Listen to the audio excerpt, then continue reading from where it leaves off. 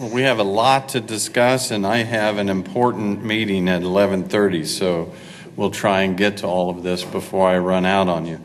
I have, during my 2 years as mayor, started a few meetings during my tenure where I've asked people, can you keep a secret?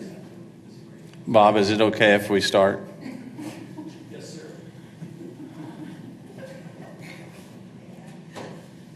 And other than disruptions by the city manager, I often say, can you keep a secret? Today, we don't have to keep a secret. We're going to share a little bit of good news in our community. And so today I want to talk about a new company that's coming to downtown Wichita. So we have a company, Phanuel. Phanuel employs nearly 5,000 people nationwide in 20 locations. They have made the decision to come to Wichita, Kansas, and they're going to land in Union Station. So we think that's a great opportunity to see 400 additional employees in the heart of our city. And so we're pretty excited about what Union Station's renovations are doing. I've been talking to groups recently and updating them on what Wichita is doing, and we take a tremendous amount of pride in the fact that we have a lot of momentum. We have kind of ridden ourselves of this inferiority complex in Wichita, and we're seeing people take a lot of pride. And it starts with the people that we have, the skilled workforce that we have in this city, and it's nice to see others recognize this. So to help Phanuel connect with our amazing workforce Centers of South Central Kansas is hosting a job fair Tuesday, July 25th from noon to 5 at the Workforce Center at 2021 North Amidon. And it is because of our workforce that we're so attractive to these opportunities to come to Wichita. I know we have some folks from our Workforce Center here today, and they would be happy to answer any questions that you might have at the end of this. This opportunity wouldn't have happened without our great partners with the Greater Wichita Partnership, Workforce Alliance, Downtown Wichita, all working together. That's why Coke, Cargill, Spirit, and a number of others are saying Wichita is a great place to raise a family and a better place to grow a business. So with us today also is the Vice President of Phanuel. I'd like to recognize Arlen Ohms, who is here today. Arlen, thank you for being here.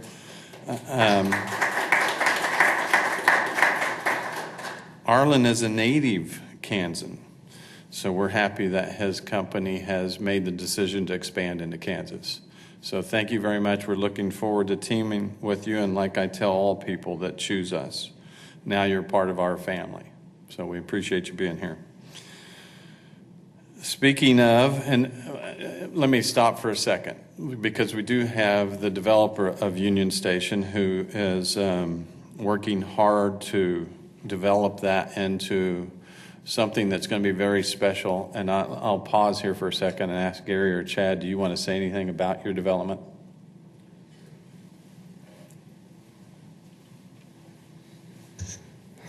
Thanks, Jeff. Obviously, Gary and I and the team at Occidental Management very excited to have gotten to work with the Greater Wichita Partnership and with Arlen and Phanuel and their team to make Union Station their chosen landing spot.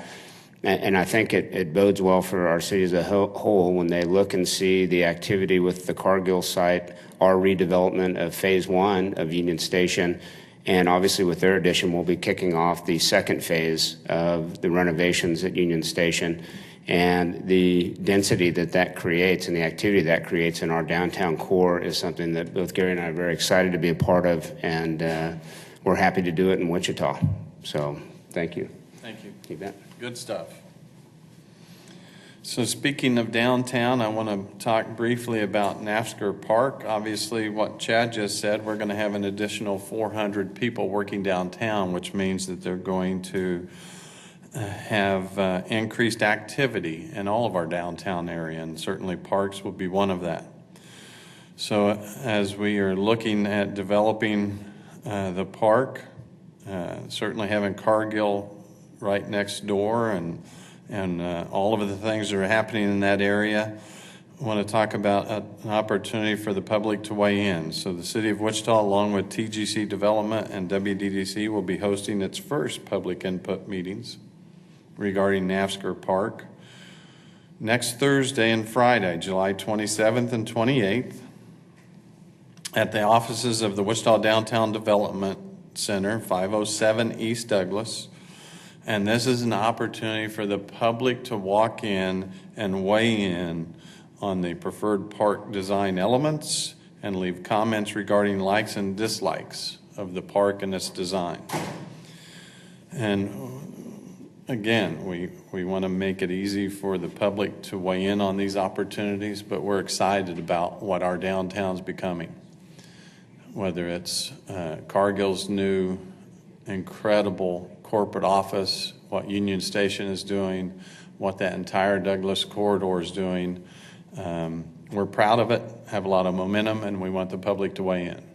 That includes Sharon Feary, the former council member. We'll even let her weigh in. It's nice to have you here today. Another topic we want to address quickly is food insecurity. We know that that's still a problem this summer. You heard a little bit about it recently. Last week, John Hall mentioned some of the programs that they're doing, and then a quick update on a point-to-point. But there are 29,800 children in the Wichita metro area who are considered food insecure. This number represents 22% of all children in the area. The 29,800 noted above, are 21,000 of those are eligible for food programs based on income guidelines, yet there are no sites in the metro area who provide after-school meals. So the City of Wichita was awarded a $40,000 grant to launch local efforts to provide after-school and summer meals administered by the City of Wichita Housing and Community Services Department.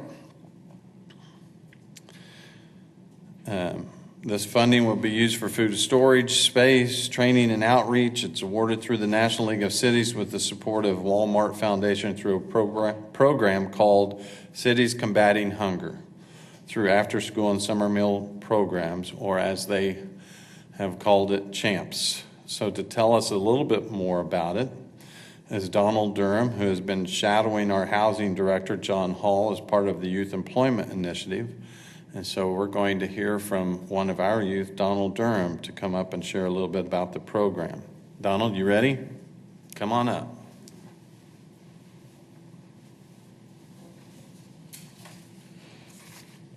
Thank you, Mayor Longwell. I am Donald Durham, an intern with the Way to Work program. This summer, I've been working with the department director, so my public speaking skills are being developed.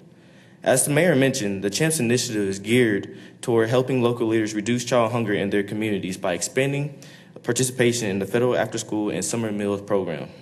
Our department is currently sponsoring a summer meal site at New Life Church, 1156 North Oliver. The site operates Monday through Friday from 12 p.m. to 1 p.m. This site is open to the community for children under 18 and under. The site will be open until Friday, July 28th. So if you know any children who are not getting enough to eat, send them to receive a free meal. You can also utilize the Say Yes program that features free transportation to gain access to this feeding site via Wichita Transit, thanks to the department's community service block grant. As of yesterday, there have been 849 meals served at the New Life Church. This number reflects the meals totals since July 19th, when the site started serving. After just 1 month at New Life, we are thrilled with this total. There is no way our department could have executed this initiative on our own. We have many amazing partners working with us to meet child hunger needs throughout the summer. Kansas Appleseed works with the community partners like us to help increase access to healthy meals for kids. They hold monthly conference calls with us to provide support, offer suggestions for improving our program, and troubleshoot any issues we're having. They're also instrumental in encouraging us to apply for the National League of Cities grant. The U.S. Department of Agriculture provides funding for after-school meals and summer meals and sets requirements for meals and snacks. All meals and snacks must meet USDA nutrition standards in order to be reimbursed by the program.